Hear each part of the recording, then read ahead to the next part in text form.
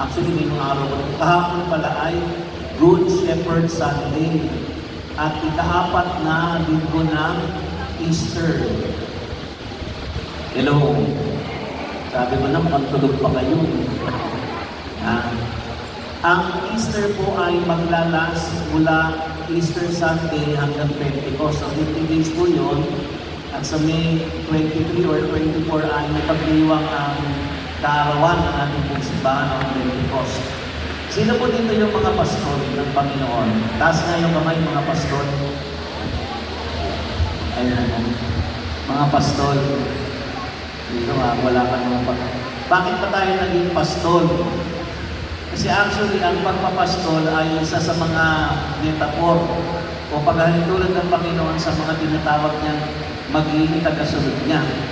Actually, ngayon o kahapon ay panalangin din para sa mga nagbubukasyon, para sa mga maparian at mga naglilingkod. Ang pagpapastol ay inialam ng Panginoon sa mga lingkod, katulad ni Pedro, di ba? Ni Peter, na magpakain, mag-alaga ng kanyang mga tupa. Pero ang tanong, kay Pedro lang ba yun? O kabahagi po tayo nun? Salamat po sa inyong sagot. Kasama po ba tayo sa pagpapastol? Amen! Sa anong larangan? Maraming kasi, halimbawa, kapag magulang ka, ang papastolan mo yung iyong mga anak, di ba? Kung nasa isang gawain ka, meron kami pinapastolan bilang mga manggagawa. At ang siguro masasabi natin, ebidensya ng ating pagpapastol, kung meron tayong mga inaakay sa Panginoon.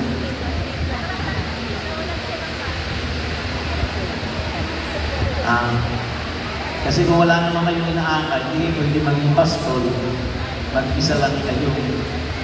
Ayan. Pero ang pastol, sabi ng Panginoon dun sa magiging tema natin, mabuting pastol. Ayan. Kayo po ba ay mabuting pastol? Amen! Taas nga yung mga kamay ng mabuting pastol. Paano kayo naging mabuti?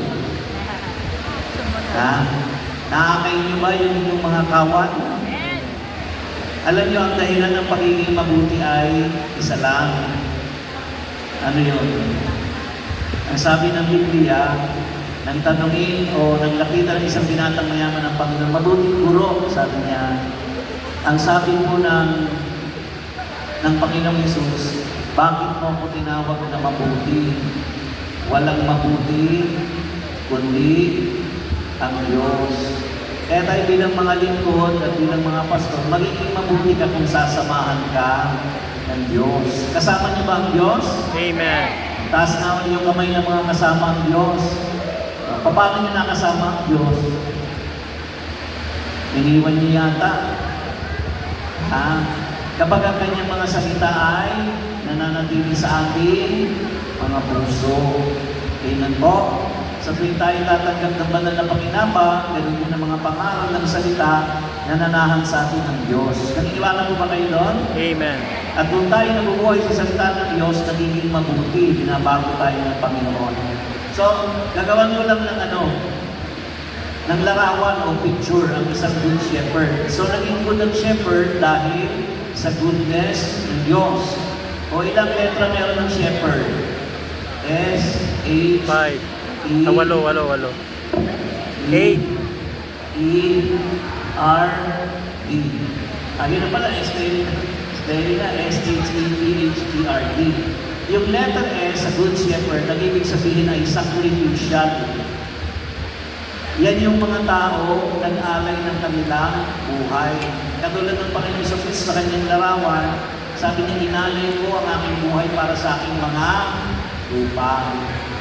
Yan. Kaya may mga sakripisyo ang lingkod ng Diyos, kasama ang sakripisyo sa pagkakiligay natin yung ating buhay. Pangalawa ay H. ay gamitin nyo naman yung mga tila nyo. H. Letter H. Ang H naman ay heals. Sabihin nyo, heals. Healed. Sabi ng Biblia, by His wounds we are Healed. sabihin, kapag ikaw ay mabuting pastol, hindi ka nananakit. Ikaw yung dahilan ng pagpapagaling. Halimbawa, amen. Halimbawa, pag may nasugatan, gagamutin. Hindi lalong palalalain ang sugat. Diba? Ang manggagawa, mabuting pastol, hindi siya pinagagalingan ng divisyon. Siya ang pinagagalingan ng pagkakaisa. Amen po, larawan po ng Panginoong Jesucristo. Kaya sabi ng Bible, wala ng babae, bata, lalaki, bata, Hudyo, Griego, ang lahat ay isa na sapagkat inalis na ng Panginoon ang pagkakabahagi. So yun. And then yung letter E naman ay encamping with the sheep. Ang ibig sabihin ng encamping, pare-pareho tayo. Walang iwanan, sama-sama. Kung ano ang amoy ng isa, amoy ng lahat. Pareho ng amoy. Diba? Walang mataas, walang mababa, magkakapatid, sama-sama, magkakaisa. Kung ano yung mga tupa, yun din ang pastol. Kaya kapag naiinitan ng mga tupa, naiinitan din ng pastol. Kung anong kinakain ng mga tupa, kinakain din ng pastol. Walang VIP. Ako, parang tinamaan ako dun Kasi parang yung pagkain ko nakahiwalay. Dapat yung pagkain ng tupa, yung pagkain ko. So kaisa, sa Tagalog, ang sabi doon, naging pamayan. Iba, nagkatawang tao. Yung dating amoy Diyos, naging amoy tao kasama natin. Tapos yung susunod dyan ay P. Yung P ay personal. Ibig sabihin, marunong makitungo. Walang tinatangi, walang pinipili.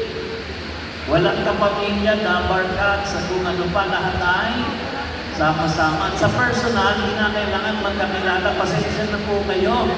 Ang hirap mong kilalanin lahat. Hindi ba kilala mo lang sa mukha? Pero maniwala po kayo, ang Panginoon, tinatawag ang kanyang tupa sa kanilang mga pangalan. Kilala ng tupa ang tinig ng kanilang pastol at kilala ng pastol ang kanyang mga tupa. Hello. Amen. Sa personal, relational, may pakikipag-ugnay. Yung susunod naman ay H. Ilan lang to. Yung H naman, talagang sa Jesus Christ ay host. Sabihin niyo host. Ano ibig sabihin ng host? Pandilig ng halaman. Host. Hindi mo ibig sabihin. Katulad ngayon, ikari, so sila ang host. So sila ang punong abala. So ang pastol ay nangangalaga.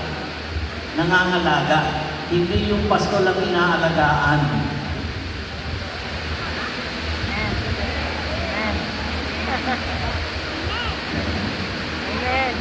Diba?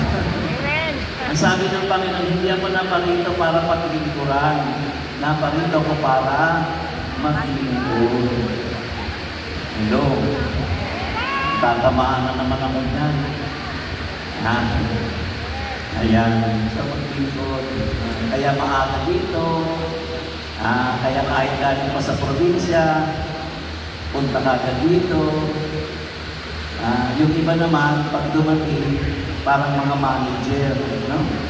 Kung anong oras gusto, doon lang pupunta. Okay. Ano ba yan, Brad? Ano na sabihin yan? Okay. Ang susunod ay E.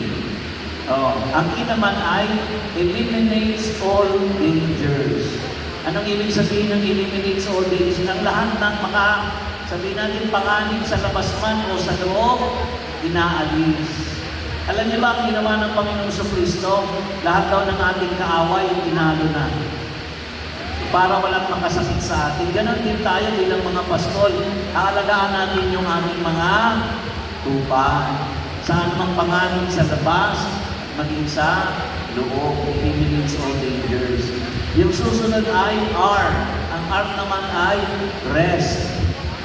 Rest. Sabi ng Panginoon, halika kayo, lumapit kayo sa akin, bibigyan ko kayo ng kapahingahan. At ano bang rest? Sabi, hindi lang physical rest, kundi rest for your souls. Ang ibig sabihin tayo dapat hindi nagiging burden. Amen.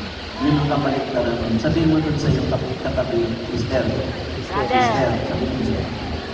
Huwag kang pabigat. Pabigat. Bigat mo. Sabihin mo, huwag kang pabigat. Huwag kang pabigat. Pag nakakita kayo ng larawan ng mabuting pastol, sino yung pumapasan sa tupa? Pastor. Yung pastol. Hindi pwede yung tupa ang pumapasan sa pastol. Huwag kang pabigat.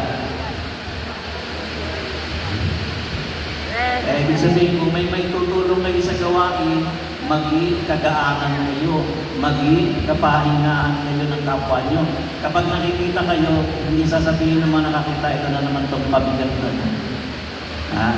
Hindi, ay, salamat, nandito ka. Ikaw ay pagaan. Okay? And then yung last letter ay D, at yan tayo magtatapos. Pero hindi pa kayo uuwi, mahaba pa.